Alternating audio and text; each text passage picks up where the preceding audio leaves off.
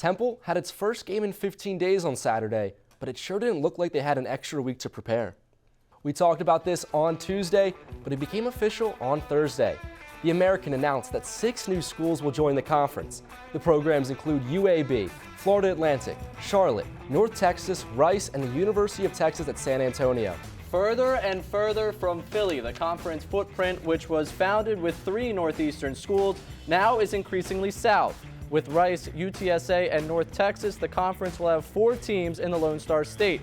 FAU replaces UCF to keep a solid presence in Florida. UAB will break the AAC into the college football crazed state of Alabama.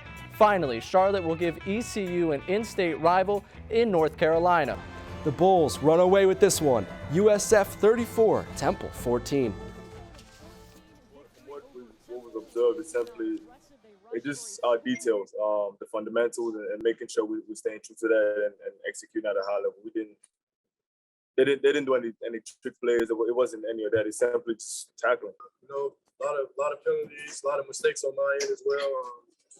But you know, when things like that aren't going right, and you only get a certain amount of plays, and you're not executing every single play, you get into games like this and stuff goes wrong. The storyline is simply the incredible rushing attack of USF. The Owls defense did not stand a chance, getting pushed around all game long. Temple allowed 421 rushing yards, the 4th most rushing yards allowed by the Owls in program history. This is a matchup that has not been favorable for the Owls. In Temple's current 4-game losing streak against UCF, the Owls have been outscored by 105 points. They have lost by an average of 26 points and allowed an average of 512 yards per game in this losing streak. Temple's only home victory in the series came against UCF in 2015. While UCF's offense has always been great, this year the Golden Knights have playmakers on both sides of the ball. Defensive back Quadric Bullard leads Central Florida with 32 tackles, and he's just a sophomore. He's part of a pass defense that ranks in the top 5 in the conference, only allowing a little over 200 yards per game. Looking at UCF's schedule, it's easy to pinpoint when star quarterback Dylan Gabriel was injured. He broke his clavicle in the Louisville game, and the Knights have been only mediocre since. As for what's coming up, the rest of the schedule is pretty easy outside of the SMU game on November 13th. The game will be at Lincoln Financial Field with a noon kickoff. It's Temple's first home game since homecoming, which was back on October 2nd. The game will be streamed live on ESPN+, and if you can't watch online, you can follow along at OwlSports Update on Twitter, where we'll be posting updates all afternoon. If and when you do watch the game, there are all sorts of important people involved with Temple football who you won't see roaming the sidelines. We go live to Edberg Olson Hall, where Inside the Nest reporter Emily Cochran has more. All right, question number 1. Which new team will be the most impactful once it joins the AAC?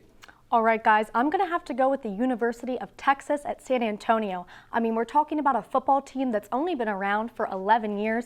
Here to give us a look around the American is Inside the Nest reporter Eric Jessberger, who is over at the studio set. Welcome to the show, Eric. Thanks, Jackson. All right, this was a weekend that ended with a bunch of surprises in the AAC. Temple dropped Saturday's game in South Florida to the Bulls, who earned their first conference win since 2019. East Carolina forced overtime against top-seeded Houston, and number 2 Cincinnati edged out Navy by only a touchdown, just barely getting out of Annapolis with its national rank intact. Taking a look at where the conference currently stands, it's no surprise at the top where Houston, Cincinnati, SMU hold 1 through 3 with a combined record of 20-1. 2 weeks ago, I told you to circle this game on your calendar. If you already made plans for Saturday night, make sure to change your plans or at least record 19th ranked SMU versus Houston. It's time for the Twitter poll. If we've learned anything from last week, I'm not too good at predictions. And our viewers also had a tough week. 68% of you thought the Owls would knock off the Bulls. This week, we continue to ask your thoughts on who will win. And don't forget, on Thursday, OwlSports Update is back. Anchors Josh Safford and Sage Hurley will be on the desk to break down the week in Temple sports live on TUTV. And then each week this semester, our 3-show lineup